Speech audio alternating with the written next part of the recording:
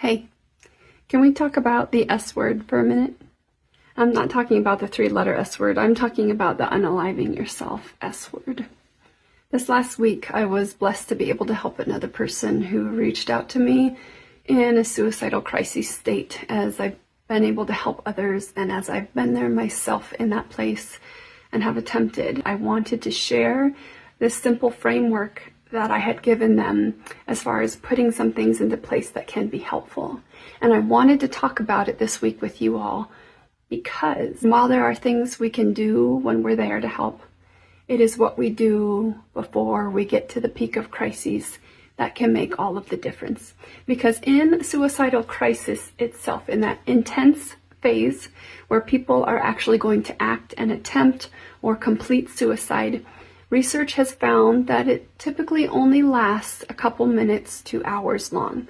The struggle ongoing can be there, and that can be very difficult, but that intense peak period, it's rare for it to be a full day or longer. And when we're in that state, we're not in our right mind, and I can attest to that. That is not the time where people are typically going to reach out for help, be able to make coherent decisions, put things into place. It's before we get there. I wanted to talk about that because every person is vulnerable to suicide. If you are human, you are vulnerable. We all start being born into a zest for life and a desire and a zeal, and somehow still on this planet every 43 seconds someone dies by suicide. There are hundreds and hundreds and hundreds of thousands of people that we lose every year, and even more than that attempt. It happens all of the time. This idea of I will never do that, I would never do that, moves to a thought about it, to it's a possibility, which moves to it's a solution, which can move to this is my only way out of this pain. And there's a progression that we're all susceptible to. And there are things that we can do to help before we get there.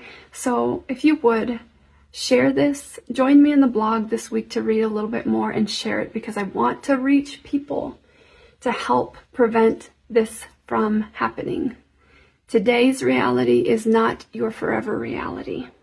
Your story isn't over yet. And the struggle, the overwhelm, and the feeling like you're drowning is what can lead to something that extreme. So the time to take action, to take care of yourself is now. And you are worth every resource, whatever time, money, effort it takes to be alive, to stay safe, and to heal.